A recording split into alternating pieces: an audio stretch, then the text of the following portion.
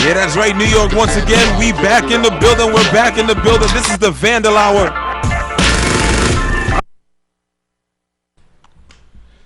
Peace, Vandals and Vandulettes. It's the God Mathematics, and you are now watching the Vandal Hour, Season 7, live on S.STREET Media. You just heard what the fuck I said. Season 7, live on S.STREET Media. Make sure you check us out whenever we come on. And that's usually on Saturday evenings from blah, blah to blah, blah. You know we don't have no set time. Stay in tune. Be in tune. Know when it starts. You can also catch us live on our new website at www.sstreetmedia.net, or you can catch us on our old website, www.sstreetmedia.info. Check us out on all our streaming platforms like Spotify, Anchor.fm, Google Podcasts, and all the other fucking ones we are on. We are also on Instagram, Twitter, Facebook. Make sure you are following us. But before we get into that, man, let me give a shout out to all the Vandal Hour guards and goddesses who came before me. Facts on Wax, E. Sinatra, June 457, Sosa, Dre Kills, Bring That Back Dude, DJ Quest, pardon me, can you pass me my glasses? Yeah, DJ Quest, Mr. 13, Buyer 3, Reps, Guest, DJ Swift, DJ EA, Darwin Queens, Greaseball Activities, J-Lo, Mathematics, Brat, Giggles, and all the other ones that came before me. Yeah, I'm a blind motherfucker, so I got to throw these glasses on. You know how that go. You got the 40 eyes. You already know. So I'm going to introduce first, before I get into my subtopics and all that shit. First, I want to get into introduce who I have sitting here. We're going to have a great interview. But we have one of the Bronx bullies. I'm going to say it that way. One of the Bronx bullies in the 90s. We have Joust, KGB, BP in the motherfucking building, man. Yeah. If you don't know, you will know after this show is over. So before we get into anything, I just want you to make sure you can talk. We're going to talk about different stuff. If you have anything you want to say about any of these topics, you know you can talk. Absolutely. Kick it with us. So check this out, man. We got a lot of crazy shit going on. I got my mask on, not because of the coronavirus, but because I'm one of the Vandal Hour guards. But if you're not knowing what is going on, this coronavirus, it is serious. It is very serious. It's become a pandemic, meaning that it's all over the world, except for in Africa and Mexico and Greenland and in certain parts of Mississippi and Alabama. But I'm not saying nothing. But it's the truth, though. This is a pandemic. You know, today I just found out that the supermarket around my way, it is empty. I'm mad because I did not know that this was happening with the supermarkets, man. It's crazy, man. It's becoming like one of these shows or these fucking movies, these end of the world movies they be having, Mad Max-ish type shit. You know what I mean? The coronavirus is issuing almost martial law in certain parts of the United States. You know, certain people can't leave their crib. They are being told to stay in the crib because they could infect someone else. Self-contaminate. What's the word? Self-containment. So, you know, we have a lot of people that are staying in the crib because they are sick. You had a lawyer in Rochester, New Rochelle, which is one of the biggest clusters of this virus. Where this virus is at is New Rochelle. A lawyer passed it on to his family. The Uber driver that drove him, his business partners, and is one of our highest areas of where people have the coronavirus. You also have schools shutting down. You also have NBA sports is at a standstill. Baseball, NBA, and NHL. Only thing that you could probably watch is fucking golf, which is crazy. Golf is still on. I don't know if y'all know, but golf is still on. I guess because you outside. You know what I mean? I don't know. So this coronavirus, I'm not gonna fucking scare and drown y'all with this shit. But how you feeling about this coronavirus thing? Well, definitely, I can tell you this much: is a lot of fear mongering. So the news is pushing a lot of propaganda to get people afraid. That's a fact. Be afraid, to be scared, to basically go out and do all this shopping. You're buying all this toilet paper, you're buying all this hand sanitizer, you're not gonna cook it, you're not gonna eat it, right? And you basically allowing them to have control over your freedoms. That's a fact. So it's a voluntarily submission of allowing yourself to be under their control. So there's a lot of fear mongering. Not that it shouldn't be taken serious, but it's not as serious as it is. You know, they create order out of chaos. That's how they operate. That's how the United States operate. Not just the United States, the elitists of the world. Sure, indeed. The rich, the 1%. The bankers, the ones that control the world. So they operate out of order, out of chaos. They create the chaos, and then they provide the solution. So it's the same with these different viruses and sicknesses. They make them, and they allow it to be hit in the public, and then they provide the vaccination. That's a fact. So the vaccination will always be worse than the actual virus or the sickness that's being issued. So what I believe this is nothing more but a social experiment. You know, a social engineering. They're pushing certain envelopes to see how far people are going to go. They're pushing certain envelopes to see how people are going to react.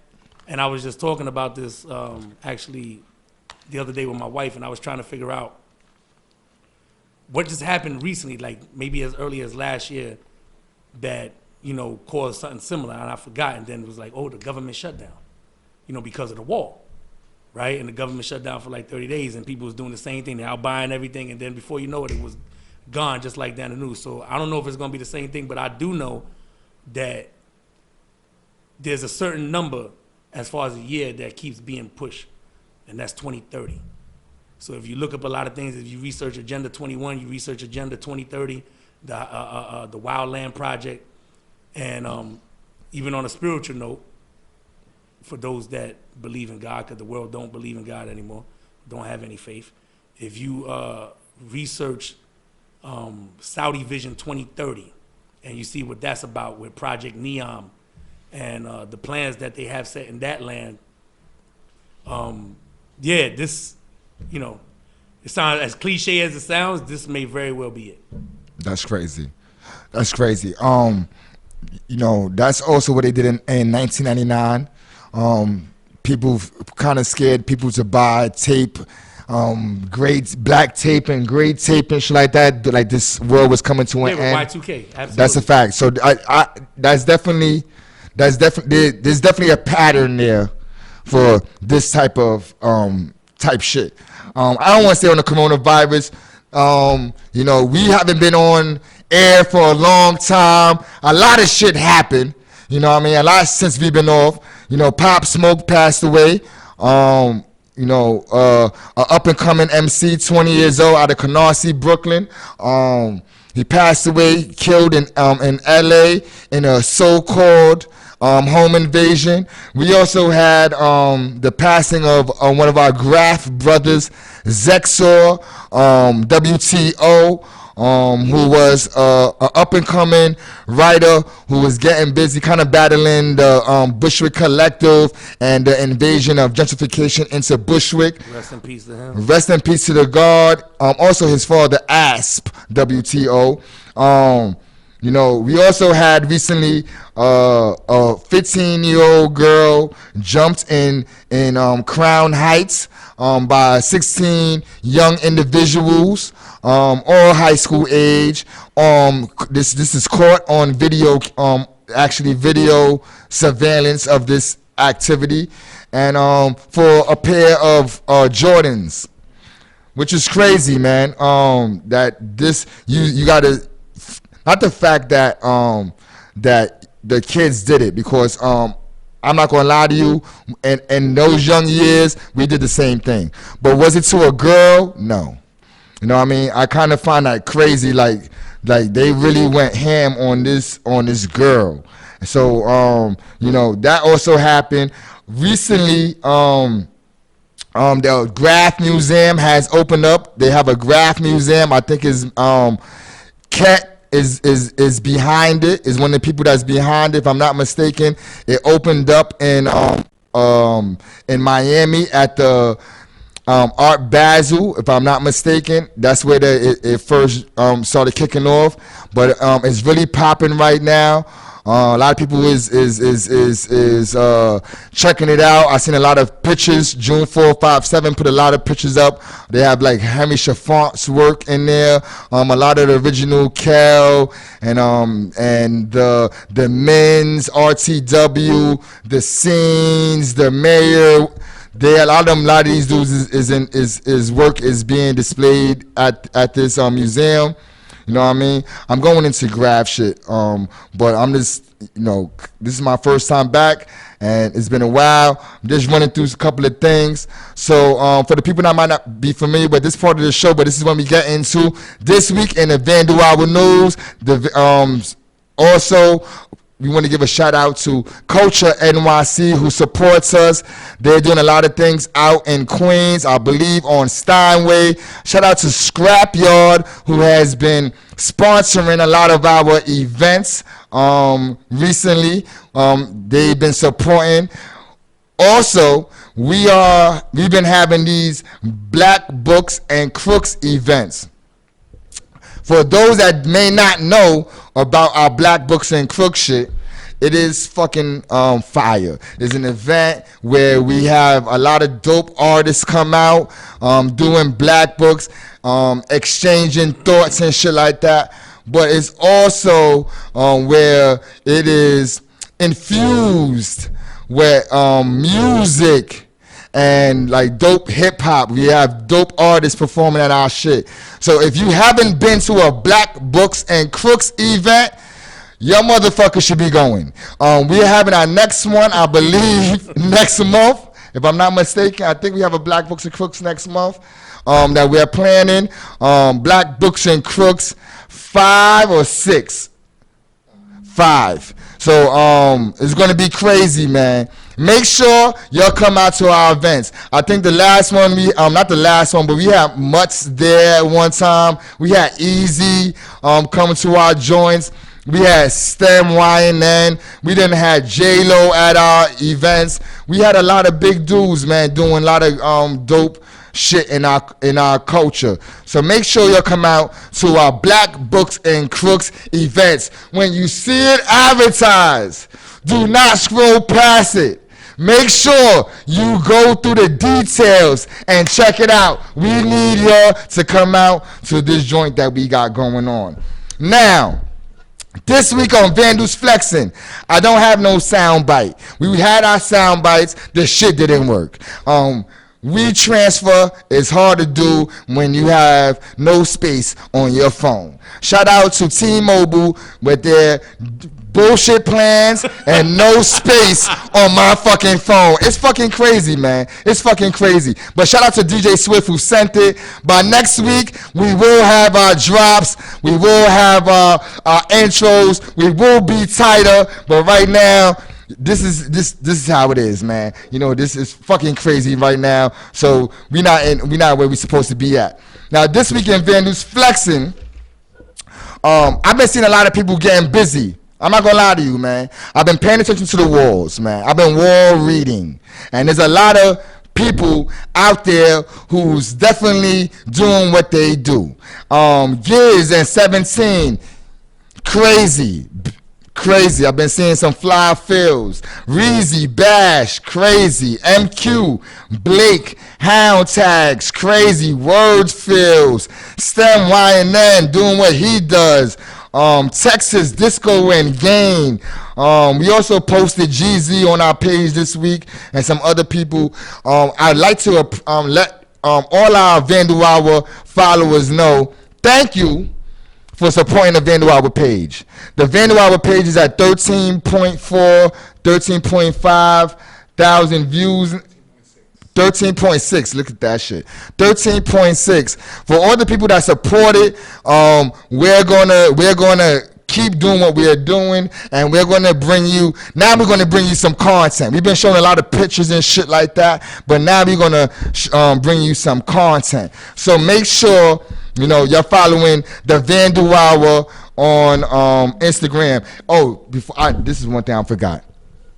When the Vandal Hour was off, for our little break, I had the pleasure of interviewing Akinelli over the phone. If you want to hear that interview, go to Spotify or Anchor.fm or any of your streaming platforms that do audio, and check out the Akinelli interview. We talk about Nas, we talk about Jay-Z, we talk about Dame Dash. We even talked about him running strip clubs and owning strip clubs now. So make sure you support that. Check it out. We also uploaded the whole season 6 up there. You can check out all those dope interviews, and we started uploading season 5. So check that out. Now, in regular news, man, I'm going to end with this one. Anthony Garcia. If you don't know who Anthony Garcia is, I like to talk about crime. Like, if you ever watch the Vandal Hour, there's usually a lot of crime stuff that I'm talking about. I'm very interested in crime. And Anthony Garcia just came home from doing 8 years. If you don't know who Anthony Garcia is, he is the person that used to manage the Clips. And he was interviewed on Vlad. I don't watch Vlad. I watch Vlad clips. Yeah. I don't watch Vlad. I watch Vlad clips. I don't do the whole shit. But I seen a clip, and he's interviewing Anthony Garcia, who was the money, all that shit that he's saying. Anthony Garcia is saying that 95% of the Clips rhymes was based on him. I'm gonna say, wow, this is crazy. I'm a Clips fan. I definitely listen to Pusha T, but this is what makes it crazy. He gave Drake some ammunition. You know what I mean? Like, if you my man, and if 5% of the rhymes, if 95% of the rhymes about you, and you my man, you don't supposed to come home after doing 8 years. And let me just say this: he was facing 30-something years. I didn't watch how he came home from beating the 30-something years that he was sentenced to. But yeah, how do you come home and then blow Pusha T whole spot up? Now Drake is Drake. Wait, first of all, if you haven't seen a new video where Pusha T and Jadakiss, Pusha T is going hard on Drake. Hard.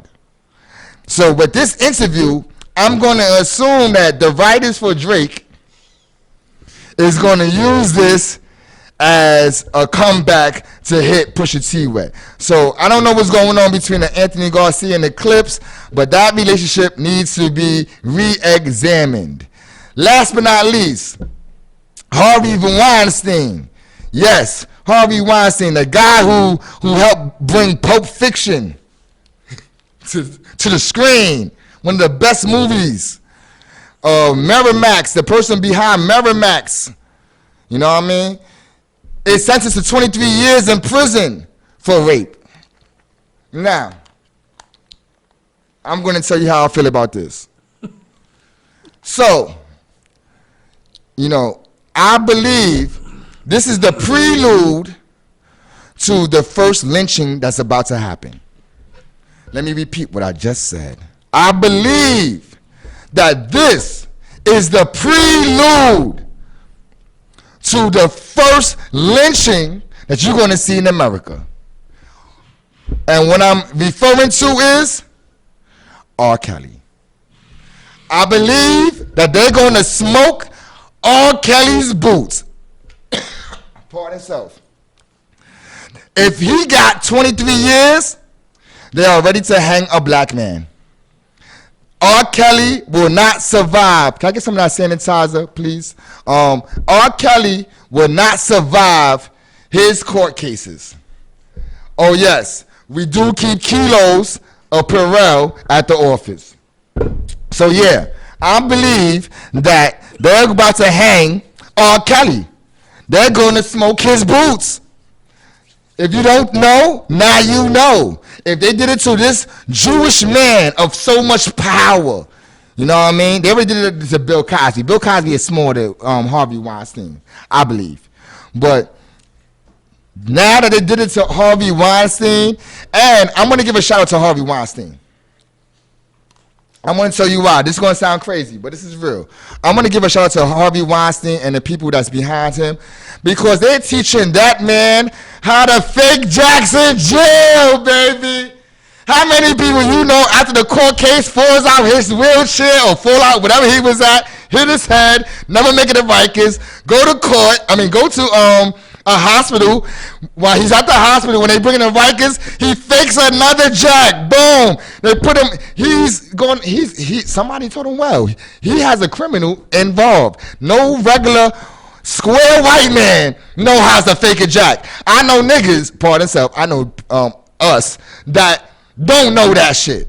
So for him to be doing this, they told him he knew what to do. It went exactly after the court case. It happened. It was preordained. So shout out to Harvey Weinstein and whoever is coaching him, whether it be one of his lawyers or whether it be Black Bill, his next door neighbor at the hospital. Somebody told him how to fake a jack. I just want to give a shout out to Harvey Weinstein for that one. So now I want to get into this interview. You know what I mean? We have one of the, to me, a person of respectability, a person who was putting in work. You know, I seen him in videos when in the time that he was in his prime, he was being talked about. He was also featured in a few graffiti films that I've seen with my own eyes, and it was dope shit. And so we have the pleasure of interviewing Joust KGB right now. How you doing, God? I'm good, man. How you doing? Peace. Peace to the God, man. I'm good, man, and I'm glad that I finally got you here as we talked before the show. Thank you for inviting me up. I appreciate it. I appreciate you for being here. We have ties to some of the same people, and you know, as I said off camera, when I was young and I was first met FB. And I first met Bears, TBR, and them. They was watching a video of them doing the freights, and you was in the video. So I seen your tag from the first time I met most of the people I'm still friends with today. And you was doing what you was doing. I want to enter intro into this. How what was some of the things that intrigued you about graph before you was actually doing it? You know, being born and raised in the Bronx and being around that environment, that's all I've saw. I had people I was close with coming up that were like family and a little older, not too much, maybe a year or two older. And, they used to do what they did on paper and cop their little tags and stuff. So it started to, catch my eye and intrigue me, And then I started looking at the walls and seeing the people that was up. I really started, really paying attention, maybe 12, 13 years old, paying attention to the walls and seeing who was up and who was doing what. Who was some of the, what were some of the tags that you seen during those times? First was, Customer, BD. That was the original BD from the Bronx, Customer. And rest in peace to him. And dudes from that crew, Wed, W-E-D, Cello, S-E-L-O, Rec, R-E-C-K, Besta, You know what I'm saying? These type of dudes, this was like everywhere. Then of course, you know, you got Easy, you got Josh 5, you know, Joust, you know, rest in peace to him. And you seeing all these people up, you know, within the hood, like this is all you see. Like they're everywhere. They're killing the gates, everything. And, you know, even from other boroughs coming up and hitting it like TK, Chama, you know, Kano, you know, it's crazy, you know. Those are a lot of my influences. Of course, Jew. Shout out to Jew. Who was on the Vandal album? Yeah, that's the bro right there. You know, and of course Fogs and Astro and them. You know, these you know, he's a lot of influence. They definitely was before me, as far as age is concerned. They older. That's a fact. That's a fact. You know what I mean? So that's a fact. Definitely big brothers. You know what I mean? So yeah. So what was it about? How did it go from looking at it to I want to do this? I want to try this. I used to write my name first, like my actual government, Louis. But of course, that wasn't gonna work out. 167. Okay. You know what I'm saying? And a few people used to like try to attribute that to me. And as a young kid, I used to front and be like, "Yeah, that's me." You know what I'm saying? Yeah, that's me. But nah, that wasn't gonna work. I met Spoke PT. Sure indeed. I had a girl in Harlem at that time, and I first met his brother Key, and then we linked. This is like '89, and Spoke and Key actually were the ones that gave me Joust. Yeah, you know what I mean. So I used to be with them a lot, and yeah. The letter rings of Joust. First of all, is a tag that has, you know, the average tags is usually 2 to 3. So 5-letter one is the longer one. When you first started actually doing it, how did you come up with some of the early hands of that?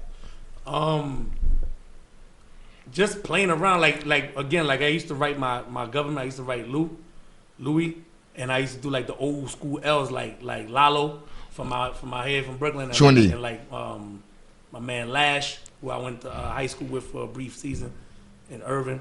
So I used to do like those L's, like them old school L's with the curve, yeah, like from the top curve down and up. So I just like incorporated it to make the J, L to the J. You know what I mean? If that makes sense. So, yeah, I know. It makes perfect sense. And handwriting wise, who was some of the people that you seen that when you see their hand, you like, oh shit, he got a dope hand. Easy. Like you know, he was incredible. That was between me and you. That was my influence also. Yeah. That was my top influence. Yeah, he was incredible. And he was tearing shit up everywhere. That's a fact. You spoke about Washington Irving, right. And we done had a lot of Washington Irving people here. Mm-hmm. When I say a lot, we probably had at least 10 Washington Irving people here. Who were some of the writers that was going there when you was going there? Yeah, this was '89, so I had F Boom. Shout out to him. Shout out to the God. You know, me and FB, you know, got a lot of history. Your family Hops. That's a fact. That's my bro right Shout out to the God. Shout out to Hops. Definitely STEM. Sure indeed. Shout out to him.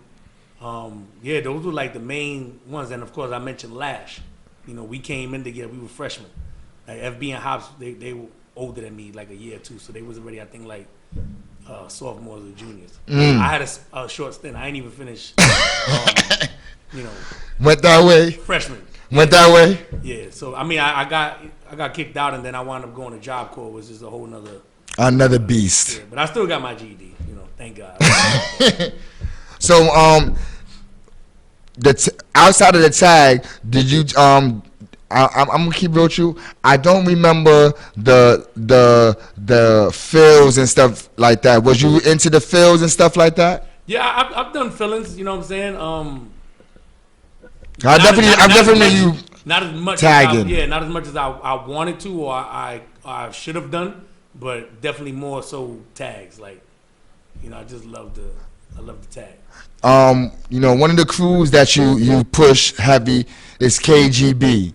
An infamous crew from the Bronx. Rest in peace. We had Nair, KGB here. Rest in peace.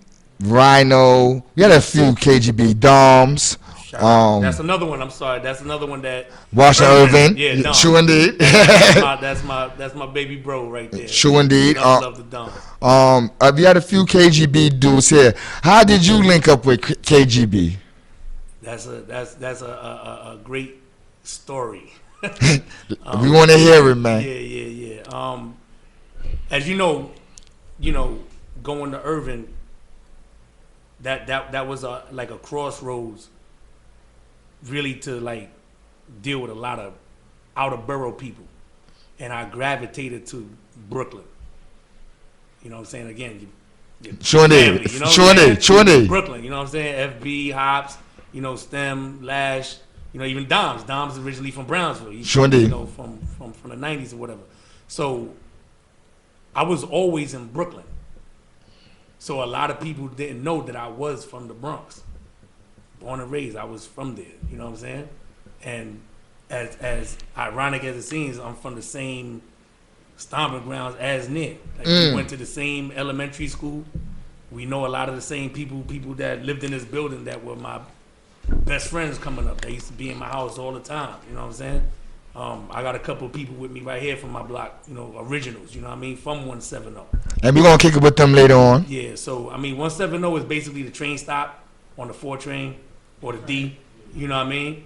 And, that whole area spans basically before Hawkstone, because that's like the split before you get to Mount Eden. So, like, from Hawkstone and the Concourse, you got Walton, and you got 172nd, 171st, 170, Elliott, Marcy, then Clark, and that would be the end. So that whole circumference from the Concourse, from there on down to Jerome, like, that's 170.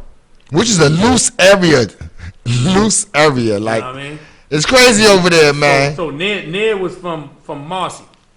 He was from Marcy. So, the position that he was in as being, he was the head of the crew, you know what I'm saying? He was KGB Prez, you know what I mean? Facts. So everybody, that was like Cybertron. Everybody came to 14, you know what I mean? So before it started, going around to other areas and stuff like that, it was primarily there. Another dude that's from there that also I went to elementary school with, KGB original Sark. Bruno. I let Pooh Bear talk about him, you know what I mean? But yeah, we all went to that same elementary school, you know what I mean? And incident happened with Sark at one point, and he just stopped. So he would be walking through the hood, and you call his name, and he don't even pay attention to you. He just ignore you, like some violent stuff had happened. You know what I mean? Sure did. But yeah, that's pretty much the history. So I was always in Brooklyn. Because I definitely thought you was a Brooklyn dude for a long time. A lot of people did. You know what I'm saying? And I guess just following the premise, my father always told me, don't shit where you eat. Sure did. You know what I mean? And, I was just out there, man, like going to school and sometimes not even going to school, cutting and just going robbing. And a lot of Brooklyn dudes put me on to the Juxon and all that Facts. stuff. You know what I mean? So that's all that was being done, man. I was always out in Brooklyn. And if not in Bushwick or the Style, whatever, I was always in Sunset Park with another group of dudes I ran with, basically, ACC, MS, rest in peace. Facts. Ribs, that's the bro, Ask, you know what I'm saying, GLK, and, I was always over there. So I was all over the place, and even in, Greenpoint, Bally, you know what I'm saying? Like, these dudes, like, I was everywhere, man. I was all over Brooklyn. Parts of Queens too, but I was always in Brooklyn. I was just fascinated. Like, during these times, how was New York during those times you was in those travels, man? It was wild. Like, and I used to travel for Dolo, like, all the time by myself.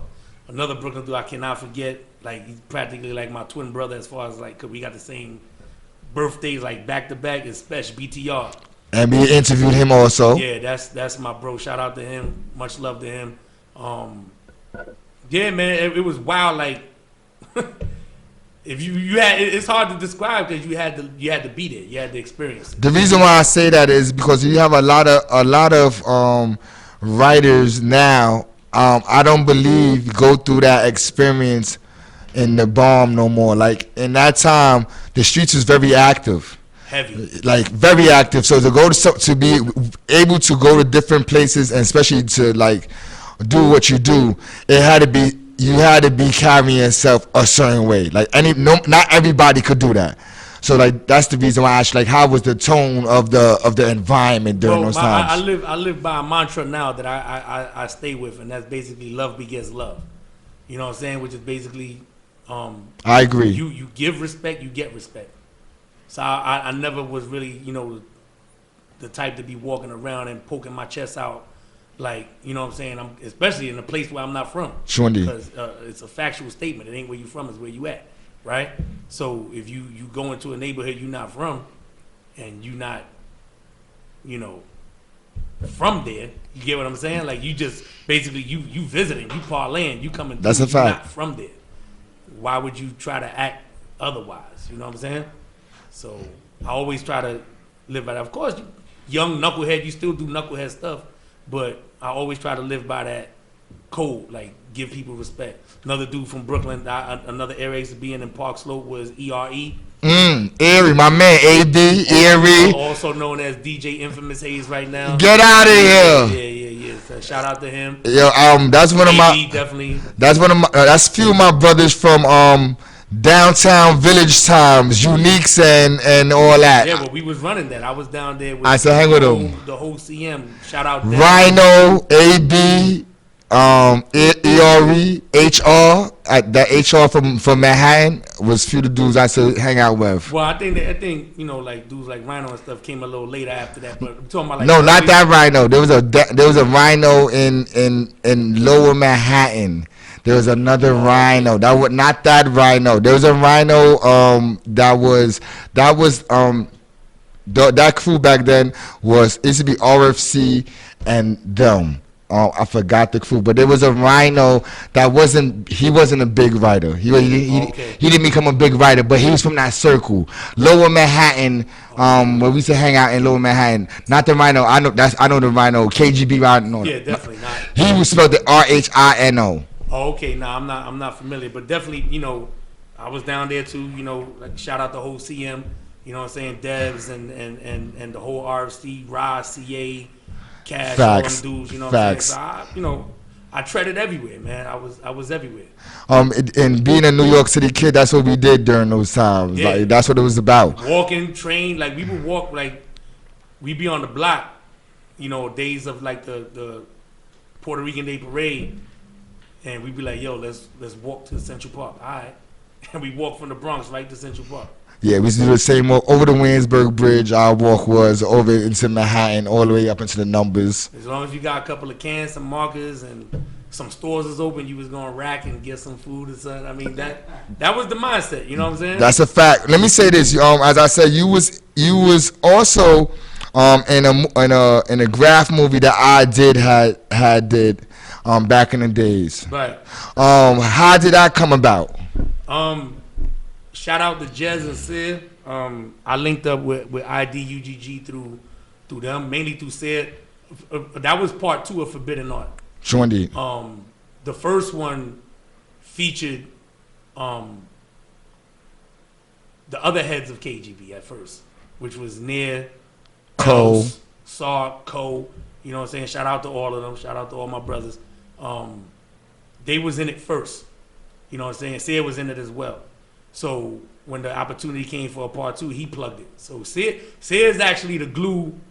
Malik, you know what I'm saying, is actually the glue to the whole thing, even with me and Ned connected. You know what I'm saying? Which it just brings everything back like full circle. It's crazy. How was that experience doing that movie back then? Again, young and dumb and just reckless. You know what I'm saying? Like, but and I said something in there that I actually seen the video a little while ago, and I seen something that I think it was Goober that was with ID. Sure I indeed. think it was Goober that was with ID, and he asked me, so do you see yourself? I think I was 17 at the time. He said, do you see yourself writing, later on when you like in your 40s and 50s? I was like, hell no. Like I ain't gonna be racking no paint or doing none of that goofy stuff when I get older. You know what I'm saying? Like, it is what it is right now, like the thrill of it or whatever. But I'm not gonna do this forever. And you know, I definitely lived up to that. Like, That scene is a memorable scene. It's a memorable scene. You know what I mean? Like even when I recently watched it myself, it was on YouTube. You can actually go to YouTube and see it. And I just Forbidden Art 2. I actually watched it, and I'm gonna say that during those times, I thought it was the craziest shit. I'm not gonna lie to you. I was probably like 16 then, you know what I mean? And I thought it was like they're crazy up there type of shit. Yeah, what I'm saying, we did a lot, and that was actually that was in Brooklyn. I think it was somewhere in Greenpoint. Actually. Yeah, but it was by the precinct. Yeah. So all that was done for like shock value. You know what I'm saying? Like,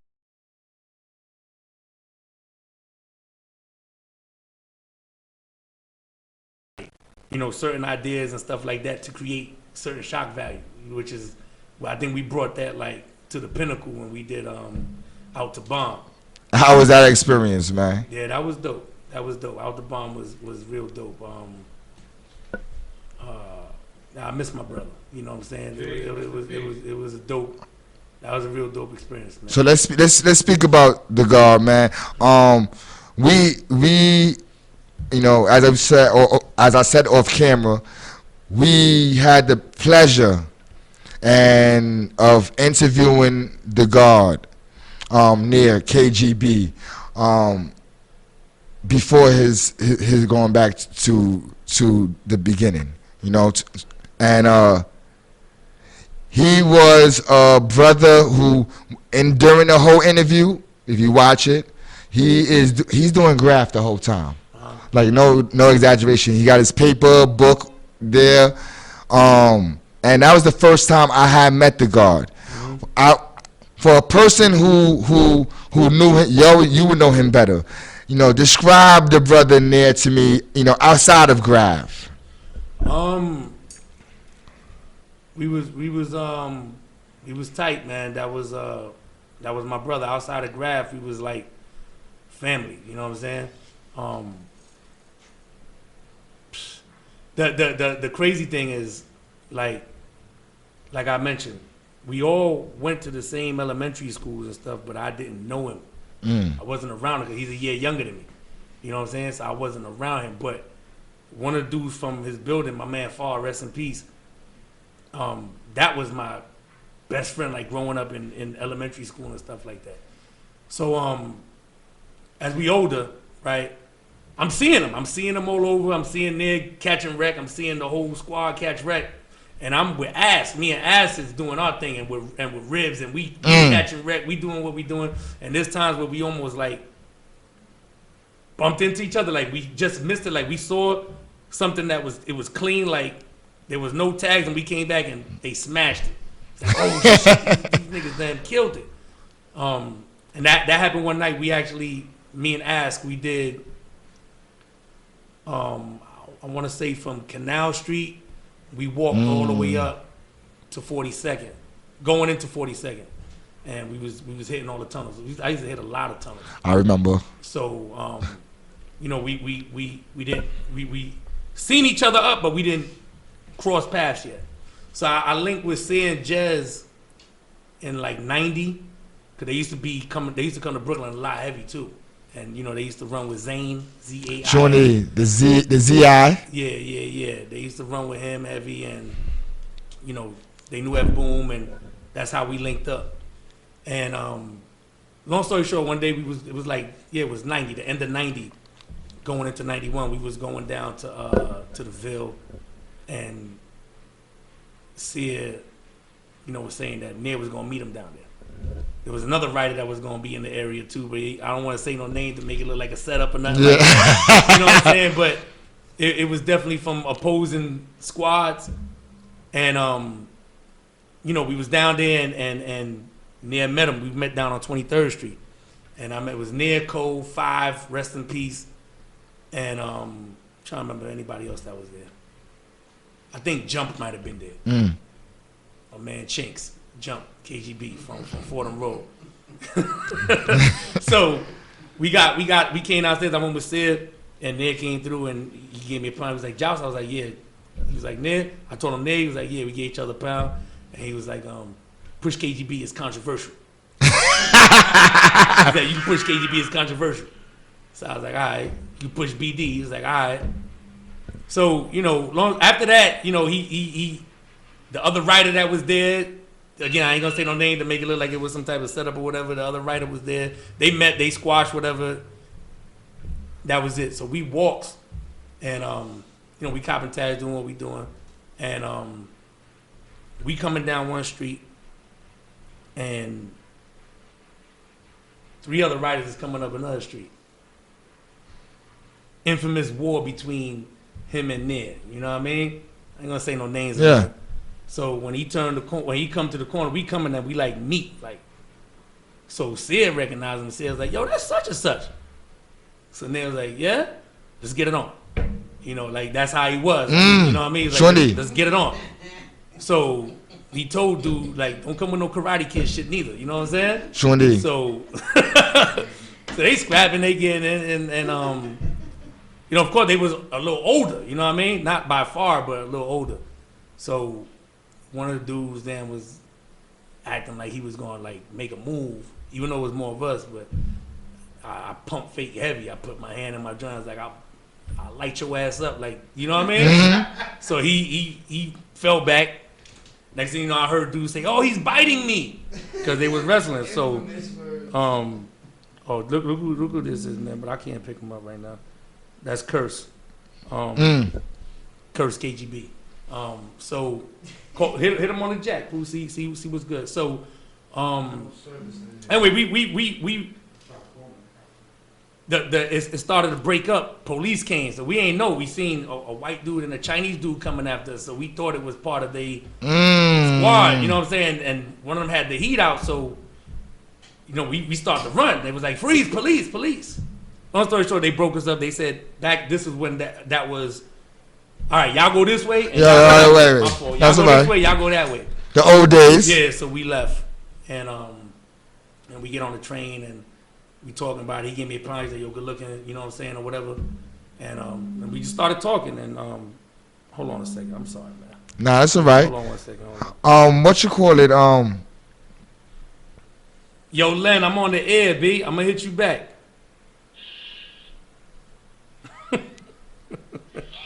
I'm gonna hit you back, bro. Yeah, that's Curse. My fault. I'm sorry. Nah, it's all right, man. It's all right. So we start. The Vandal was raw. It's a raw show, baby. We raw. We start chopping it up on the train, and he's like, "Yo, where you from?" I'm like, "I'm from the Bronx." He's like, "For real? I thought you was from Brooklyn." I was like, "Nah." So we actually coming in the train station into 170. He's like, "Where you from?" I said, "I'm from here." He's like, "Get out of here." I said, "Nah, I'm from here." I wasn't living there at the time. Yeah, but you born there. I'm from here. You know what I'm saying? I was actually I was staying in Brooklyn at that time. At that time, I think I was with I used to share a room with I think I was with Special. Me and Special used to share a room. You know what I'm saying? And he was like, "You from here?" I was like, "Yeah, I'm from right here, man." He's like, "Where?" I said, "I'm from Roosevelt Gardens, from right there." So he's like, "Oh, I'm from Marcy." I'm like, "You from Marcy?" And I asked him, if he knew Far. He's like, "That's my man, son." Long story short, he invited me. He told me to come through the block like the next day or the day after, something like that. And I came through, and he went to Far's door. He knocked on the door. I guess to see. Connect the dots. You know what I mean? What year was that? Huh? What year was that? It's like 91, man. 91. Yeah, like 91. So he knocked on the door. Far come out, and he introduced me, and he like, "You know him?" So Far looking at me like he got a little grin, he got a grin on his face. He looking at me, and he like, "Nah." So I look at him and said, "You don't know me, man?" And then he keep looking and he looking. Then he's like, "Oh shit!" He called me by my government. And he gave me a pound of hug. So from there, Nia knew like, yo. And then the bond down, it just, I can't explain it. Like, you know what I'm saying? Next thing you know, we rhyming partners. You know what I'm saying? Like we already grab partners and we doing all kind of stuff together and everything, and just, next thing you know, it transitioned into music. So let's transition to music. Mm-hmm. Tell us a little bit about your music history for the people who may not know. Me and Ned, we had a group called Agony. That started around, I would say, like mid to end '92. Originally, Pumpkinhead, rest in peace, PH. Sure indeed. That was my first rhyming part. You know what I'm Oh, saying? you got some real history, baby. So he PH is actually from ERE neighborhood. They both from Park Slope, like a block or so apart. So I used to be with them a lot. You know what I'm saying? Then, PH wound up dealing with another dude. It wasn't no drama, nothing like that, as far as like to cause us not to rhyme with each other no more. Is that we were just on different times. You know what I'm saying? And that was it. And then I got women that near could rap, and I just threw it at him like, yo, let's make a group. We threw a bunch of names out. It's crazy. No lie. When how many when it did the Shock? 93, right? Mm-hmm. Shock program? Yeah. It was a 93, like he writing me from the island. At this time I'm back in the Bronx with my grandparents and stuff. So he writing me from the island and he's like, yo, son, when I get home, we gonna be serious with this music. I'm serious. I know you serious. Now I'm really serious. We gotta make some money. I'm like, yeah, I'm with it. So he's like, we gotta find a name. So with KGB, it was always like little different names that we would throw around that he would say. Like he would say, we 4MC, four murder, what was it? 4MC, 4 murder cases. 4 murder cases for the 4 line. 4 murder cases. So you had some cats that would cop tags and they would put 4MC, 4 murder cases. Before Ja Rule and anything, I kid you not, before Ja Rule and Irv, he used to say near Murder Inc. Right? And then Chop Shop came after that. So when we were fishing for names, that was one of the names on it. And I wrote them back and I was like telling them the names that we always be saying amongst each other. And I threw Agony first and my heart was there. I was like, yeah, I want this joint. And I put the meaning of it for the acronym. You know what I mean?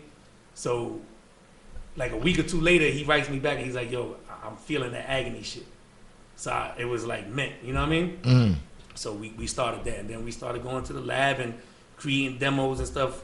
I think we recorded like a good 10 songs. We had about a nice album worth of material. And we was doing shows like all over New York, like killing the underground, crazy. You know what I mean? A few radio stations fronted on us and didn't play no stuff. It is what it is, but you getting a good response from it. Yeah, we definitely was. We was doing a lot of shows and we would bring out like damn near 40, 50 people from the block, right? So the niggas would come and respect that. And that's what it was, man. We had a couple of opportunities. He spoke about them on the show. But some things is a little foggy. I'll clear so let us know. Yeah. We initially we had an offer to be on the 187 soundtrack. So we was really heavy into like reading quote unquote like conspiracy theories. Things like that. He was a Muslim himself. I was still trying to find myself. You know what I'm saying? I hadn't like devoted myself to a particular faith or whatever the case may be. So I was like bouncing around like dabbling in this and dabbling in that, And he was trying heavy to convert me to Islam. Heavy, you know what I'm saying? All the time, He'll tell you some stories, some funny stories. And a lot of, I had the privilege of being one of the only people that was allowed in his house because nobody could go to his house, Yeah, Hispanic wise. So, we had his brother, shout out to Wise, his brother, an incredible artist, producer too. He was a influence there in the beginning too. So we had an opportunity with the soundtrack for 187. But Nate was like, yo, I ain't fucking with this guy. I don't feel him. Like, he gonna jerk us. So we kind of moved on that energy. Like, if somebody didn't trust it, we just both didn't trust it. You know what I mean? Yeah. So that didn't happen. Turned out to be real though. He was actually a manager for Method Man. Wow. Wow. It was real. It was It real. was a shot, you know. Then we had an opportunity with Jive with RCA. An A&R by the name of Kenyatta. We had a song that we performed everywhere, of course, you know, where the saying comes from, Chop Shop. Got you. Know what I'm saying? We was performing that everywhere. And another song called Trigger Man. I still got the letter in the house. Like, he wrote a letter and said he was interested in everything. I messed that one up. What happened? What happened, man? What happened?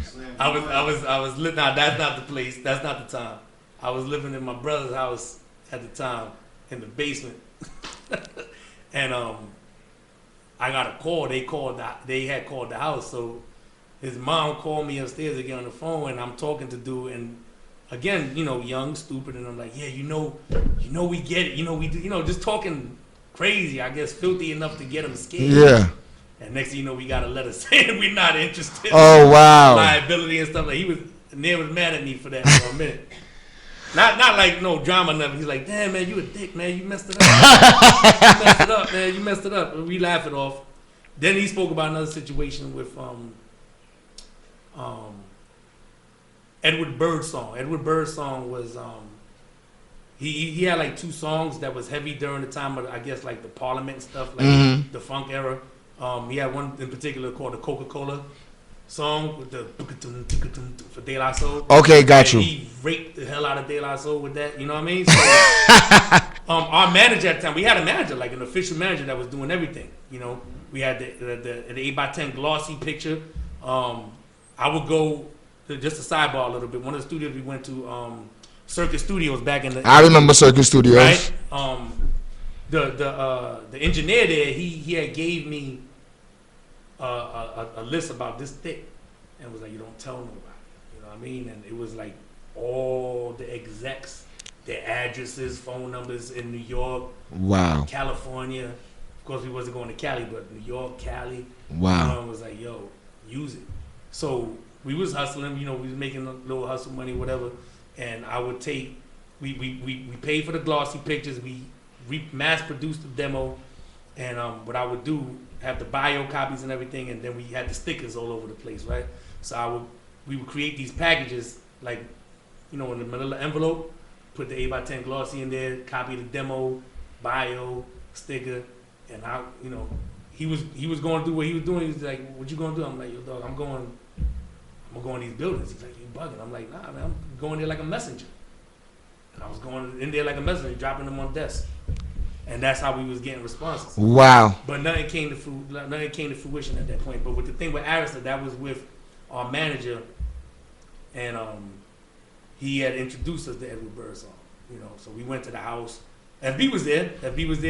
And ERE was there. Infamous Hayes, because that was Agony. That's they was crazy. The producers. Yeah, I want to say FB did the beat that we played for the Vandal Hour. Incredible. That's FB beat. Yeah, Made that for us. Yeah, Word is bond. He's been way ahead of his time. Facts. From back then, and crazy with the cuts too. Like, we used to call him Baby Primo back in the days. Like, he's stupid. That's a fact. Shout out to FB, who always supports us, who did the Vandal Hour intro. Is made by F Boom. Yeah, definitely. That's a fact. So we was in the studio that day, and this is like 90, I think this is 95 now, 94, 95. And at this time, I'm like into a whole bunch of other readings. You know what I'm saying? I used to be heavy into that Dr. York stuff, like, Sure did. you know what I mean? And when we get to the spot, dude is showing off like it's a 3-story brownstone. So, you know, he introduced, and we go up to the studio party, like, let me check my messages. And he hit the voicemail and the messages, and hey Edwin, it's Stevie. So me and Neil, wow. like, it's fucking Stevie Wonder. Wow. Like, he was trying to lure us, you know what I'm saying? He's like, yeah, this is Stevie. That's deep. Somebody, I forgot who else, but that's who stood out the most. You know what I mean? So we looking at each other. So then we at first we was a little awestruck, and then we was like, nah, son, yo, this nigga He's trying to game us. You know what I mean? So he passed around the photo album, and he give the photo albums. I'm looking through the photo album. We looking at it. We seeing all these stars, and Near's just the infamous head shake. He's just there like. And then I turned the page, and he had a picture with Dr. York, and I was like, "Oh, you know Imam Isa?" Oh wow. You know, I'm like, "Hi." So he hit me. He's like, "Yo, son, what you doing, man?" So I'm like, "Nah, you know Dr. York." Which is, I would say, it would be deep. So I'm like, "Yo," so he's like, "Yo, so you losing focus, man?" You just be into the music, baby. So that same day, like we played like what we had. He's like, "Y'all love what y'all got. Y'all writing's incredible and this and that." And he's like, "This is 95." Like I said, 94, 95. He's like, "That's not gonna work." He's like, "There's a new phase coming. I'm telling you, man. There's a new phase coming. It's all about the booty, baby." Wow. He's like, "I'm telling you, it's all about the booty, baby. Damn, champagne and He was right. He was right. yeah, and I don't know if you're familiar with this. There was a letter that was going around a few years ago that was talking about somebody anonymously, I guess, wrote a letter. You know what I'm talking about? I just recently heard one of the Bone Thugs on his podcast read the letter and talking about what they're going to do with the industry and how they're going to, it's for the prisons and everything. Right. So we nowadays, later on down the line, I would think like, yo, this dude probably was a part of that whole. He knew. You know what I'm saying? Like he knew what was going to happen. I mean, he's a part of these labels, and then he had like a vindictive spirit about him because you got all these rappers that's making their come up off a sample. Like he was showing us checks from Snoop Dogg that he was getting for $67,000 for 30 seconds of sample. Then we knew about the De La Soul that he owned about 50% of their stuff for that. It's like, nah. So crooked shit. In the studio that day, FB cooked up something quick right there. Him and ERE, they was working. They cooked up something, and we went into the booth to record. And he was like, "Yeah, man, this nigga's bugging, man." He was like, "Yo, this nigga want us to sell out, man." I was like, "Nah, man, never." And I just started playing with a hook. I was just like, "Yo, me sell out? Psst, never." And then he was like, "And if it means staying broke," and we both like at the same time was like, "Whatever." So we did that hook to a song. It's a we song. did an actual song. Hey yo, me sell out. Hey yo, never. And if it means staying broke, yo, whatever. So we did a song to it. And when we came out the booth, the nigga there looking at us like, like he knew. Like, he knew. Why y'all use my studio to record this shit? And play me at the same time. But stories like that, man. There's a lot of fun times, memories with him, and doing shows all over the place. And we actually started to grow apart, getting older. And I call it, I call it for what it is. It's maturity, it's growth. The love is there as friends, but we on different paths. You know what I'm saying? And I started getting into my faith. You know what I'm saying? Heavy, like what I believed in, which at the time, and still have, fundamentals of it, was a Hebrew Israelite. You know what I'm saying? So a lot of things started changing. You know what I mean? And I was a part of, the organization for 20 years. You know what I mean? As far as that. And I try to, drop a lot of Jews, damn near everybody in here, you know what I'm saying? Letting them know about stuff, and been up on a lot of things from back then, and just trying to inform people, Did you pursue music after the agony thing? Did you ever try to pursue music after that by yourself? I stopped for a moment because I was like, yo, I don't want to do it no more. You know what I'm saying? At one point I didn't want to do it no more. And then I had met a brother that was like, in the organization or whatever, and he was like, "Nah, don't do that, brother. You got a talent. You know what I'm saying? You don't want to put your talent aside, and the Lord deal with you." And I was like, "Yeah, all right." And one of the holy days at that time, but just back in '97, I went to, and he introduced me to another brother that was from the Valley area in the Bronx, and he was like, "Yeah, this brother could spit, man." So he was looking like, "What? He could spit?" Like, I was like, "Yeah, I get busy." So I spit something for him, and I started working with him, and I did a little bit at a time by myself, and then I had got with some other group of brothers in there, and we had formed a team. You know what I'm saying? And that's another story. You know what I mean? But now I'm solo. I'm by myself. I'm doing my thing. You're not gonna look up Joust and find me. You gotta look up St. Ivan. That's what I go by. St. Ivan the Terrible. It's funny. I don't know how I figured that one out. But somehow, I tried to find this is maybe a year ago.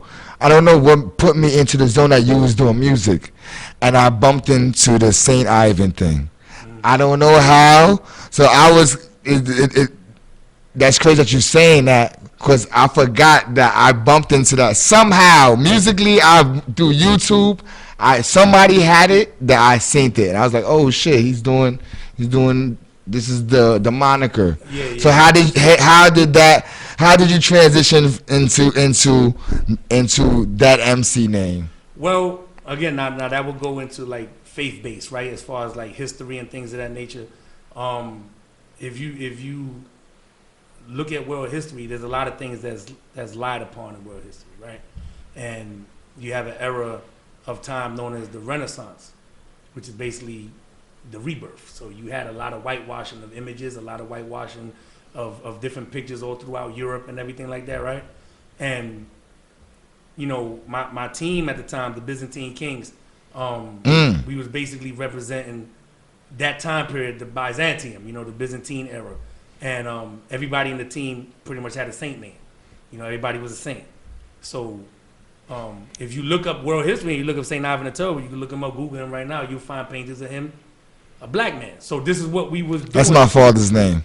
Beautiful. You know what I'm saying? So that's, you know, he was a light-skinned Negro, you know what I mean, with woolly hair. And, you know, we wanted to bring that light to that world and time and period of history. So this is why we chose those names, you know what I mean?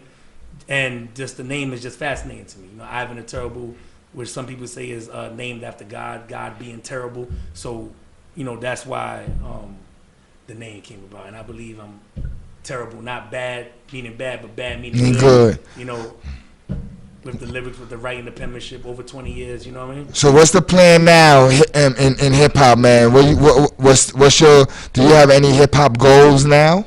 I mean, right now, honestly, man, the way, you know, we was talking about this earlier, the way things are right now, as far as like hip hop is concerned, there's like a stigma on it as far as age. You know what I'm saying? I have no shame in my game. I'm 45 years old. You know what I mean? I don't look it. Yeah, I'm 43. You know, I'm 45. So it's not.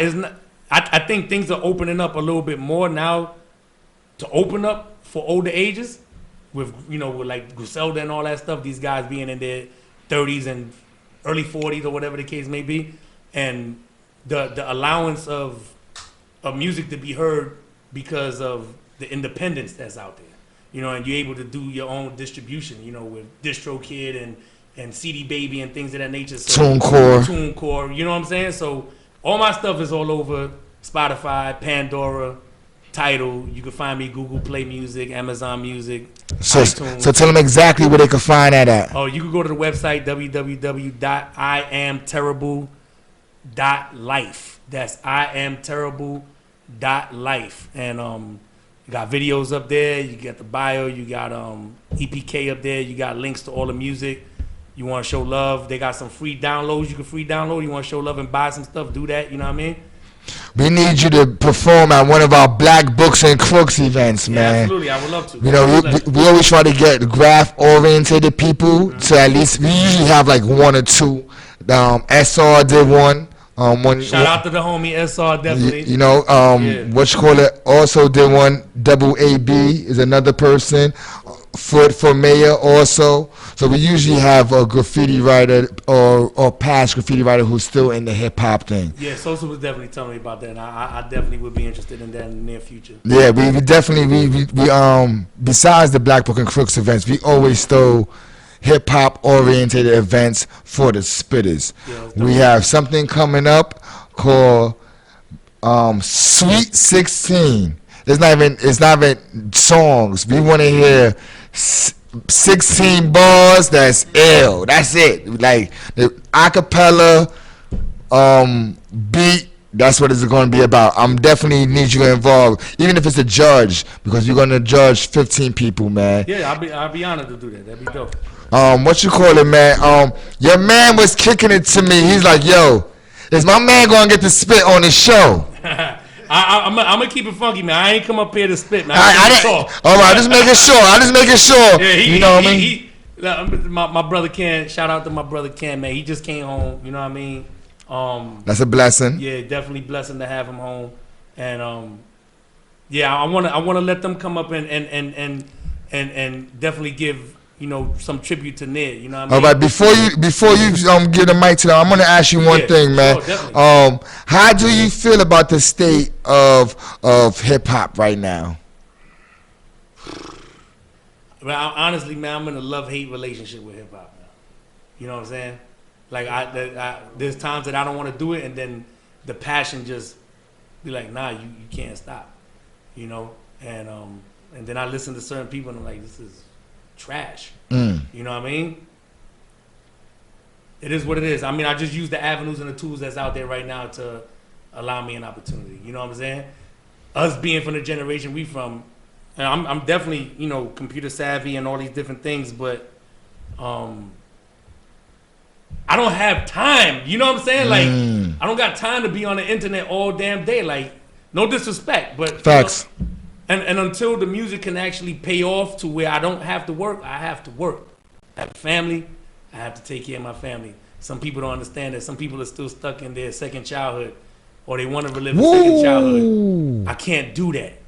You know what I'm saying? There's no disrespect to anybody. You do what you do, but it's just not for me. Does that mean that I don't appreciate or value where I came from? No, absolutely not. I'm here, right? It's the That's a Vandal fact. song, right? That's I'm a here, fact. right? So, and you could call me in the you see me in the street. You say, "Hey, yo, Joust." Don't call me that. My name is such. You know what I'm saying? Like, you know what I mean? Like, no. I mean, it made me, and it definitely molded me to where I wound up being right now. So that will always be acknowledged. But as far as me still participating, no. I'm not racking. I'm not 45 out there stealing paint down the leg, up the back. You know what I'm saying? I'm not copping tags, risking my freedom for, you know, it is what it is. And I understand the whole outlaw aspect of it because I was once one too. But That's a fact. that's not how I live my life no more. You know what I'm saying? So the same respect that I have for it, and I still give it respect, I just want that same respect from people as well, like to understand that this is the transition that I made. And I'm not trying to be better than you, but don't try to look at me like I'm no better than, you know what I'm saying? Than you. You feel me? And like I said, it goes That's a back fact. to the mantra, love begets love. You give me love, I give you love. Is there any last words, any shout outs you want to give before I let your brothers sit down? Definitely, I want to shout y'all out. I appreciate the opportunity and the invite up. And I appreciate you for doing the show. Yeah, definitely a pleasure, man. I want to shout out first and foremost, like I said, Ned, KGB, rest in peace. You know what I mean? Shout out the whole KGB global. You know what I mean? Else, Sark, Cole, Coke, Curse, Calleon. He just called. J Rock, SE, Rhino, Cable, Sip, Crow, 5, rest in peace, Sid, most definitely Sid, Malik, Jez, Quest, damn, I'm missing anybody? Oh, well, you here, you gonna shout yourself out. You know what I mean? All and definitely, you know, all the brothers, you know, that you know, supported us throughout the years and everything that we did. Shout out to all of y'all. Shout out to Cope. Definitely can't forget Cope. Shout out to the God. That was always the inspiration to a lot of us, big bro. You know what I mean? Definitely got to give him his shout out. Shout out to all the other dudes I ran with that I mentioned earlier, F Boom, Hops, Stem, Lash, Ask, Ribs, MS, rest in peace. Who else, man? Kest, Bally, Gumby. Shout out to Gumby. Shout out to Facts. UF. definitely my brother Doms. Definitely my brother Doms, man. Spesh. Man, even niggas that, you know, beef came at one time, man. Shout out to y'all too, man. Shout out to CA. Shout out to Raj. Shout out to Seif. Shout out to Buster. Shout out to Ark. R.I.P. Word is born. Man, I can keep going forever. Yeah, you say you have. Let's bring one up at a time. Sure. I'm gonna bring Who up. we got first? I'm gonna bring up Pooh Bear. This is the legendary Pooh Bear. If you heard the song "Lick Off All the Blood Clot Beat Walkers," that was Cable doing the hook. Lick off all the blood clot beat walkers. That was basically a song that we had about killing cops. But anyway, again, that disclaimer. This was back in Different time. Anyway, Nia had a verse in the song where he said, "Copping a dime from Pooh Bear up in Elliott Land." I'm gonna bring my brother Pooh Bear up here. Yeah, Pooh. Yo, what's up, baby? Peace, man. How you doing? How's it going, bro? How's it going? Here, let me. Yeah, I'm new to this. Yo, real quick. We was outside smoking before the show. You know, Vandal Hour is a very infused show, and we was. Plus, I'm asthmatic. And we were smoking outside. You had a funny story, man. I don't want to go into it, but I hope one day you get to meet this brother and get to hear that story. Yeah, I go way back. I go way back since Invader days. So I was the first one to tell my man Ham Nia that it was too long to peace. There was no way in the world he gonna peace Invader on the world. So we used to argue back and forth, and then eventually I won because then he came out with Nia, and he pushed the graph, but the street life called me. Let me ask you a question. How was your relationship with you and Neil? That was my brother. He gave me Pooh Bear. And, it was back in the day, it was no borderlines in the dozens. And if y'all old enough, you know what the dozens are. 12 jokes you snap on that really lead to a fight or something. But if you're your man, you ain't going to fight. Well, me and him used to go back and forth. Me and him would curse, and he had the Puerto Rican jokes, and I had the Muslim jokes. So, me being a light-skinned fat nigga, he used to call me a Pooh Bear. And I used to ask him about incense and Muslim oils. So I used to go back and forth. Walk to school. What you call it? KGB, Bronx crew. What was your experience with KGB? I was at one point. That was what we did. That's what we did. Nigga. That was life for us. But again, like Graf was life. But the streets was calling other people for different things. True indeed. So he pursued the Graf, and I was always there behind him, supporting everything he did. We met Joust along, straggler, straight away, but then came back. Besides that, everything was love. Since we were smoking weed and the Vandal Hour is a 420 infused show, before we get to your man, give me 3 top strains you like to smoke, man. Sour lemon, gorilla, Gigi for y'all.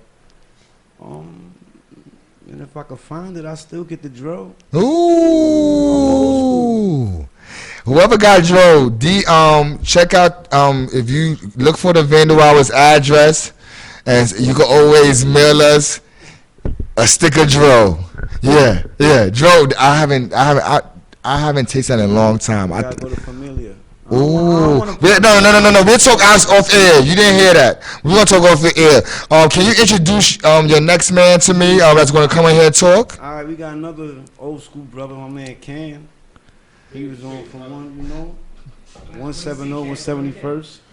Give me the one shot. Here you go. Peace, brother. Peace. How you doing, man?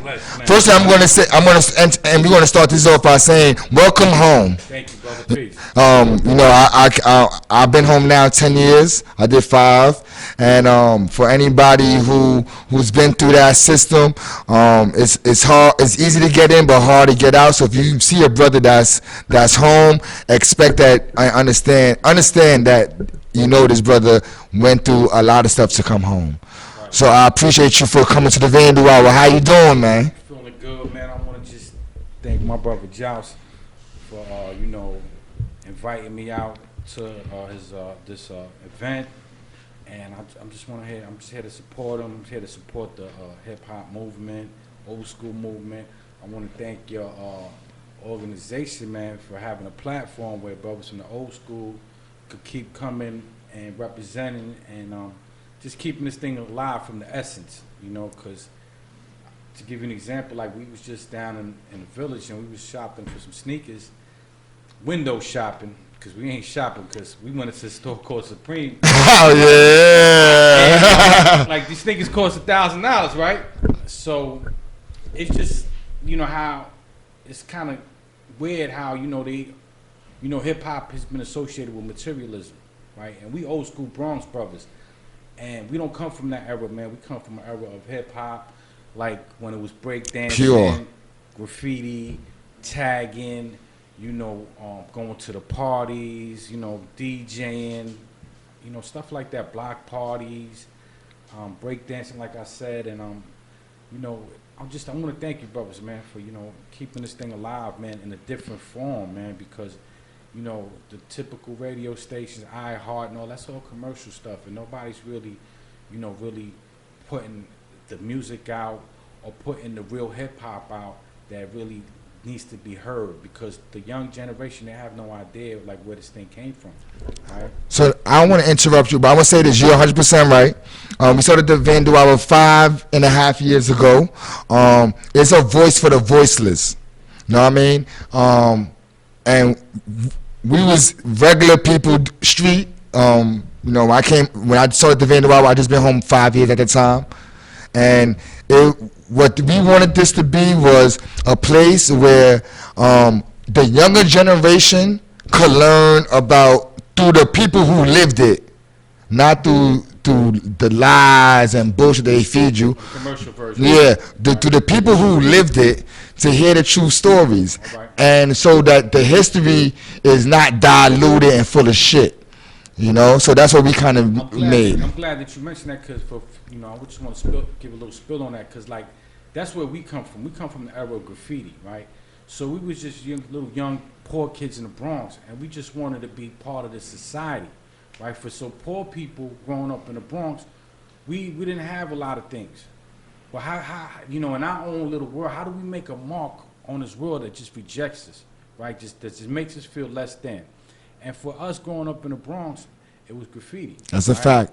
So even though I might not have a home on Fifth Avenue and live with the with the rich people, all right, but you're still gonna see me, because I'm gonna put my name on the train, right? And this was our way of expressing how we felt, our rebellious spirit at the time. And you know, today that's gone, right? Today that aspect of hip hop is gone, it disappeared. You know, they got diluted. They got train-proof trains and stuff like that. But you know, and I don't advocate graffiti today. You know, I advocate art. But when we was young, we was reckless, and we did a lot of, you know, stuff that, you know, today probably would, you know, be frowned upon. So I just want to mention that too, in case my PO looking. I don't smoke weed. Yeah. Right? Oh no, he definitely was. He was inside chilling. My family watched too, and that wasn't me. Let me ask you a question, man. Growing up in the Bronx during the time, y'all, because I'm 43. Okay. So I guess we're close here in age. Growing up in the Bronx during the time you was growing up, you know, try to explain it, like what was really going on, like. All right. Well, I want to really tell you, like, my community. I'm from 170, like the brother said, right? I grew up on a block called Townsend Avenue. That's 2 blocks away from where Nev and these brothers is from. They're from Marcy, but we from the same community. We went to all the same schools. And my community at the time, during the 60s and 70s, there was something called white flight, right? So when after the race riots in the 60s, white people started to leave the Bronx. But when they left the Bronx, they abandoned the Bronx. So I don't know if you guys are familiar with the Bronx is burning. So a lot of these landlords, they would burning their buildings down, or they would just, it's like weird how, you know, society or history doesn't document the atrocity that was committed in the Bronx, right? Because they burned down a whole borough, the whole South Bronx. That's a fact. Right? See, the South Bronx wasn't the South Bronx that we know it today. The South Bronx had neighborhoods. They had Mott Haven, they had Highbridge, they had Morris Senior, they had, you know, a couple more that probably disappeared out of our knowledge. But back in the days, those were neighborhoods. But when the white flight came about, you know, and the Bronx became burnt down, everything that was burnt down was incorporated into the South Bronx, right? So now the South Bronx is a big, burnt down, impoverished community. It's another code word for, like, that's where the blacks and niggas That's a fact. Right? So, I mention that because we come from a real congested community, right? Our community is like all tall buildings, like 6-story buildings, and it's like a sardine can, right? Basically, it's like Fifth Avenue, but for poor people. But back in the 60s and 70s, when the white people left and the buildings became abandoned, right?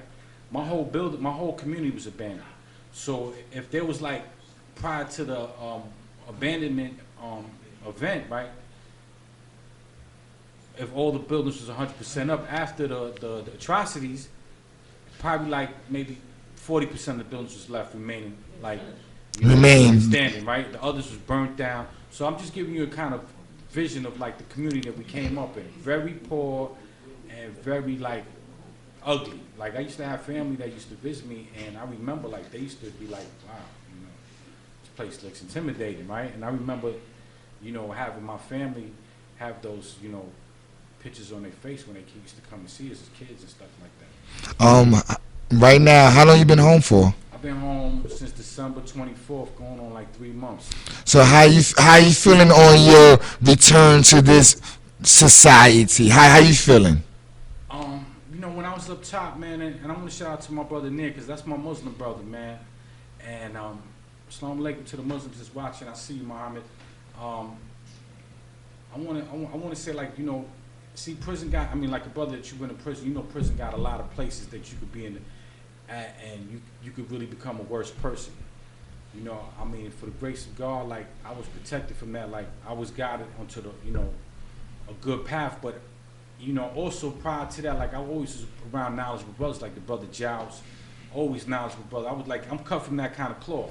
So going to prison, it was just like, all right, I got to continue this work that I've been doing prior to going to prison, which is like, you know, studying spiritual scriptures and stuff like that. So I always had some kind of basic principles. Foundation. You know what I mean? Whether it was with the Israelites, whether it was the Muslim brothers, whether it was with, you know, the Christian brothers, whether it was with the Elohims, the God bodies, we always had something like that. And I mention that also because back in the days, hip hop was also, you know, influenced by these different groups. Right? Today, we don't really see that, no really trace of that. You know, for the most, it's not like out and open if it's out there. It's hidden. Yeah. It's hidden knowledge now. Yeah. So I wanted to mention that. So coming up, like, you know, being growing up around these my brothers, Joust and Nan, stuff like that. You know, we took to writing, man. That was our way of just being rebels, man. Like, you know, that was a way of expressing ourselves in a society that rejected us, being poor, young, and black. So That's a fact. Are we going to interview the brother? yeah, yes we are. Let me, Bill. Can you introduce the brother for me? One shot. It's a younger brother from the neighborhood, and the brother DJ, and he doing a little couple things as far as music goes, and he gonna introduce himself. Peace, and thank you for coming through the show, God. Let me say this DJ One Shot Deal, the most hated blend DJ period. Nah, that's a fact. This is my engineer. And he got the lab, so he gonna do all them plugs, but he original Marcy. He a generation underneath us, but not by far. And he been on Marcy his whole life, so he going to. We respect it, man. We respect it. Peace to the God. How you doing? Peace, brother. Peace. What's going on? Hey, make sure the mic is to you. Yeah, nah, it's good. It's good. All right, yo, man. You know, I appreciate you coming to the show, man. And you know, I always like to just build with different people, man. This is what I do because I love it. You know, DJ One Shot, doing DJ Rise. Are you DJing places, or like what's your hip hop connection? I mean, I've been DJing since I started DJing around the age of 5 years old, to be honest. You know what I'm saying? I've been in music for years. You know what I'm saying? Music inspired me. It basically kept me sane. You know what I'm saying? My brother passed away when I was young. He used to tag Per. So Wow. I started getting into graph. You know what I'm saying? I used to speak in there. I used to see Joust, you know, Crow, all these other different writers. And, you know, like I said, like he said, you know, they older than me. So Nia was like, yo, just push KGB, my nigga. You know what I'm saying? Don't worry about nothing. Don't worry about what nobody say. These older heads, they can't tell you nothing. I run that. That's my joint. But you from here. So you home. So no matter where you go, don't worry about what nobody else say. You know what I'm saying? Just push that, because that's where you from, and that's where I'm from. But you know what I'm saying? I always did that, you know what I'm saying? But music just kept my anger in place. So instead of me being angry, I should take it out on my turntables because my brother wasn't there. You know what I'm saying? But always been involved in music ever since then. But seriously, I wasn't the type of kid that was on the block just, I tell niggas, yo, let's go down to this spot. Nah, yo, you bullshitting. All right, fine. Now, years, you know, fast forward years now, and I was like, damn, son, I should have fucked with this nigga. This nigga went on tour with the Rough Riders. This nigga did this. This nigga did that. So tell me a little bit of your history. Tell me a little bit of DJ One Shot's history, man. Well, as far, all right, I started doing, you know, growing up, like I said, I grew up in the Bronx, you know what I'm saying? I was doing house parties, you know what I'm saying? I DJed for my school, which was 117. I did a joint in Taft, you know what I'm saying? That was my high school that I went to. And wild school back in the days. Yeah, very, that school was crazy. Like, you just had to be there. The stories is wild. You know, I know. You know, I actually got my DJ name from a brother that actually went to my school. You know what I'm saying? My man Storm. And before that, I used to go by Big C when I was younger. And I got into a little scrap in Taft, you know what I'm saying? When I knocked the dude out, he's like, damn, son, you just one-shot dealed him. That was it. And then me being a DJ, I said, yo, that shit right there is going to catch people. You know what I'm saying? And then I just ran with it. And then the way I DJ is just like, it's the same thing. My style is graded to my name. But I orchestrate it differently because you only get one shot at everything that you do. Whether you meet a girl, whether it's the business positions, whatever, you really don't get a second chance in life.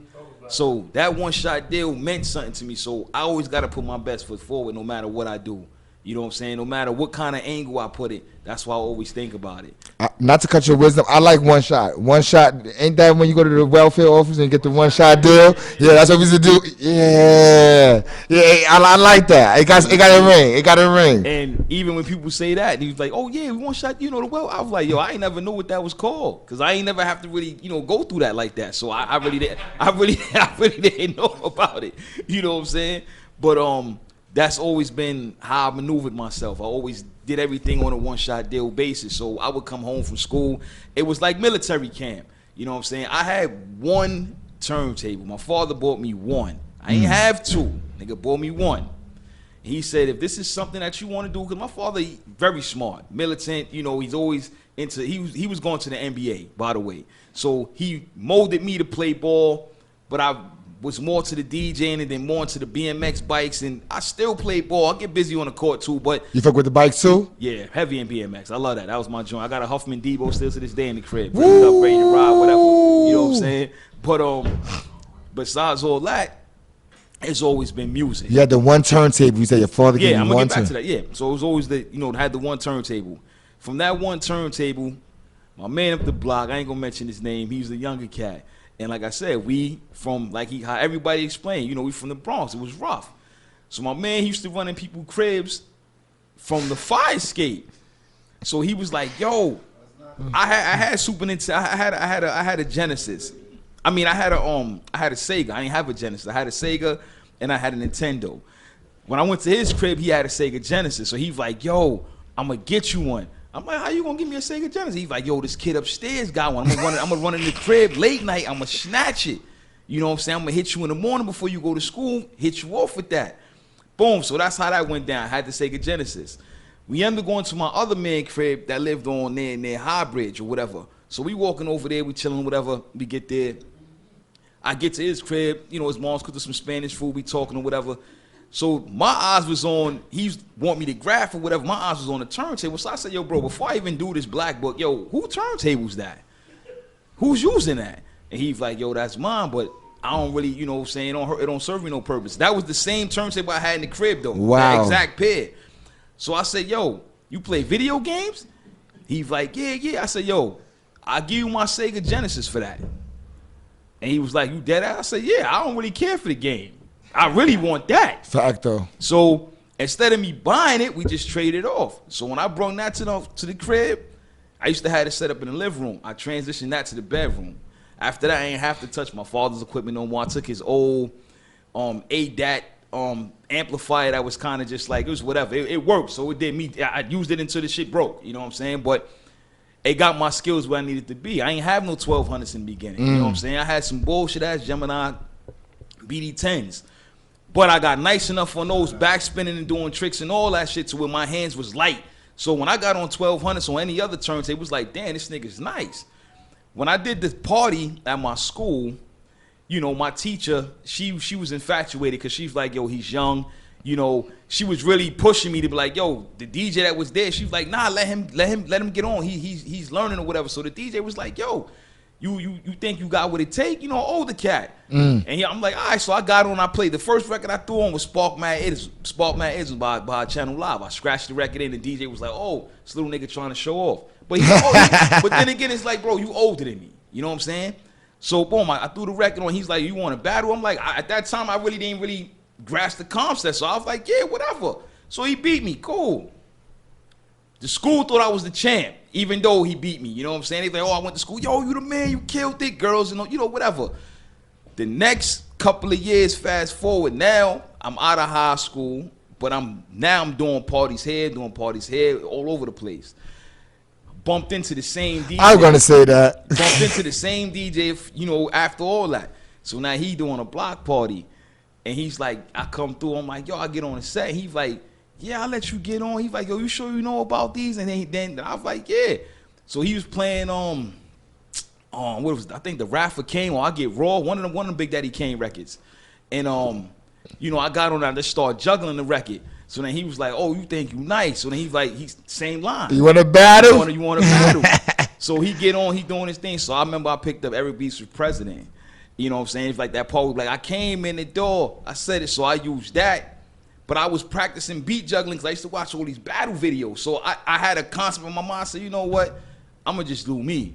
So when I started doing that, he was like, yo, hold up. You that same kid that went to 117? And I'm like, yeah. He was like, yo, bro, you fucking nice, bro. You know, like what you, I said, this is all I've been doing, practicing.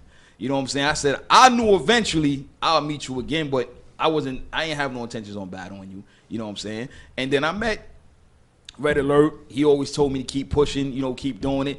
I met Kid Capri. I met Flex, but I don't want to talk about that. Yeah. But I met a whole bunch of DJs. You know what I'm saying? And the biggest thing was when I hit. Nobody ever has a good Flex story, but let's go. All right, I'm gonna break it down. We could get into that. Because it's nothing. I don't even really care. No, you don't got to. I'm saying nobody ever have a good Flex. Nobody. All right, so we ain't gonna get into that. So boom. So I started doing parties in the Lower East Side. You know, Happy Ending. What is this other joint called? Karma, Fat Baby, Catra. Stay Lounge. A few other spots. So Houston became like a stomping ground because all these clubs was in the same district and I didn't really know it. So I started, my man, when I came, because I moved to Texas. When I came back, my boy was like, yo, I got a spot. You know what I'm saying? He's like, but you know, times changed. Now they're using the computer and all that. I ain't have all that. I had the program, but I ain't had no laptop. But I had my music on my hard drive already. So he was like, yo, come down to the spot. He was like, I don't really DJ like that. I want you to take it over. So went down there and did my thing. Boom. The owner came to me a couple of weeks after the first night and was like, yo, would you like to DJ with them permanently? I said, cool. Then I met this girl and she DJ, her name is Bonnie Danger. She had a few other spots. So I was trying to talk to her girl at the time, which I didn't know was her girl. You know what I'm saying? And then she was like, yo, I was like, yo, who's shorty right here? You know, she cute. She was like, oh, that's my girl. I was like, oh shit. But she ain't take nothing to it. She plugged me into a lot of other spots. You know what I'm saying? And that started the circle of downtown. I just ran through the shit like a chick. My man Curse came to a few joints. There's another dude from my block, you know what I'm saying, named Puff, call him CO or whatever. He used to carry my crates. Out of everybody in the hood, he used to actually carry my crates of records. Was like, yo, wherever he go, I'm going. You know what I'm saying? But some dudes in the hood was like, oh nah, you know, homeboy ain't about that life or he whatever. As I got older now. And Niggas, I've been looking. I've been looking for Joust. Well, actually, St. Ivan for Terrible for a long time. You know what I'm saying? But like I said, I know him as Joust. I've been looking for years. And I was like, ask certain dudes, oh nah, we don't know what happened to him. So a dude that I don't really associate with like that but he's still my man from growing up. We worked at the same job.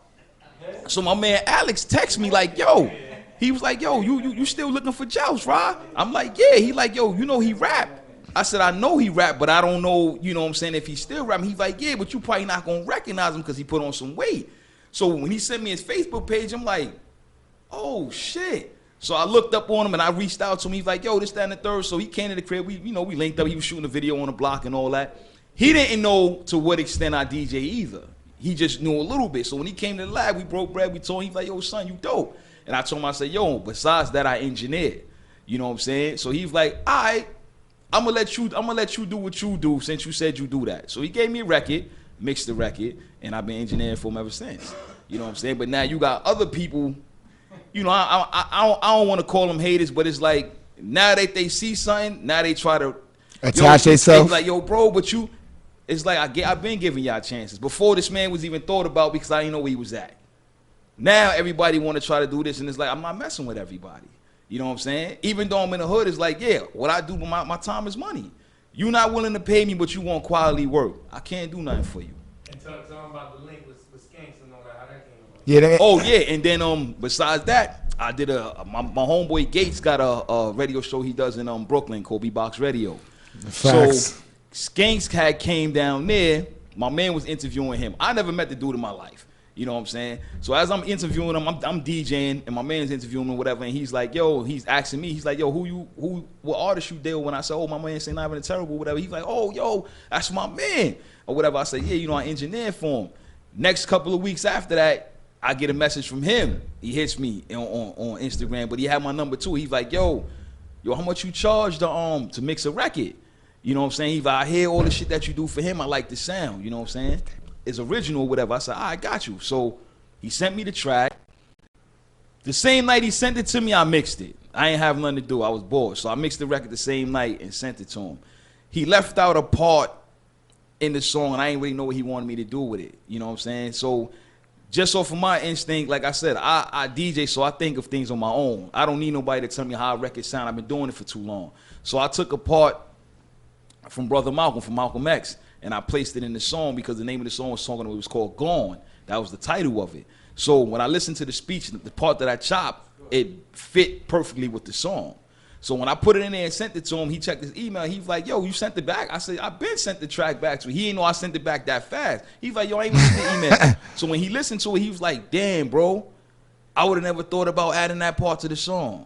You know what I'm saying? Then he hit me back. He's like, yo, he's like, that's the single of the album. I like what you did. You know what I'm saying? He had an event recently that he invited me out to because I mixed his listening party. Yeah, I went down there because I had mixed the song on his track or whatever. I ain't stay until he performed because I had to do some other stuff, but I came through to show him love. You know what I'm saying? He was just like, yo, I appreciate that. You real for that. You know what I'm saying? A lot of people come through, but you know that's what it is all the way up to now. Real quick, shout out to Roxanne at B-Box Radio. Shout out to Skanks and the Bankai Hour at the B-Box Radio. Any last words you want to say to the people, man? I mean, I just got some things in the works, but I don't. In a quick preview, tell me what you got going on and where they can find you. They can find me on Instagram at DJ_1ShotDeal, and that's what everything. Instagram, Facebook, Twitter. You know, you need studio time, you want to record a song, you can book a session with me at Gadsden Studios on Instagram also. That's like my other page. You know what I'm saying? Say that one more time. Gadsden Studios on Instagram. You know what I'm saying? But besides that, shout outs, I mean, I ain't really got nobody to shout out. You know what I'm saying? Like one of my peoples I used to deal with, I know my man Ninja Sonic. You know what I'm saying? Few of them dudes from Brooklyn. But I ain't really got nobody to put on the spotlight because I actually, at the end of the day, ain't nobody helped me do nothing. So I can't really sit up here and try to front and be like, oh, he showed me this or he showed me that. Ain't nobody showed me nothing. Shit. I learned DJing and engineering on my own. No schooling involved at all. I taught myself engineering too. You know what I'm saying? That's a so fact. I don't owe no hand to say nothing to nobody. Nobody never gave me no handout, so I can't give nobody else one. Well, I appreciate all of y'all coming to the Vandal Hour. Nah, thank you for having us here. For our first episode, you know, season 7, the guard season. Yeah, we call it this. I'm not gonna lie to you. I'm calling this the guard season. I appreciate Joust for coming through with the peoples. Shout out to DJs. I said DJ. Let me give a shout out to my business partner Sosa, who is holding it down behind the boards. You don't see him, but I do. Let me say this, man. This is how we're gonna close out. As I said, I love my show and movie, The Highlander, and I always use this metaphor. I watch The Highlander and all you other podcasts, shows, all them other motherfuckers who's trying to copy what I do. There can only be one. And I got my sword out, and the sword stays out. It can only be one, and that's mathematics and the Vandal Hour. Shout out to Joust KGB. Shout out to the Vandal Hour guards and goddesses that came before me. Shout out to my son, Easy. Shout out to all my Winsburg peoples, all my Brownsville peoples, my Bed-Stuy peoples, my Bronx peoples, my Manhattan peoples, my Staten Island peoples, the Queens peoples, especially Woodside, Cousin Ra, Big Wiz. You already know what it is. Make sure you check us out next Saturday. Go to www.sstreetmedia.net or www.sstreetmedia.info. You can click the link in our bio if you want to watch the show. The audio will be up by Monday because we need money. Go to Spotify, go to Anchor.fm. You know why? We only got $1.45 in our account. We got 20 plus episodes there. We need more money. We are broke people. We need you to support our creative activities, or we might be in the street again. And I don't think y'all want us in the street no more. Thank you for watching the Vandal Hour. I'm Mathematics, and this is what we do. Peace. Peace.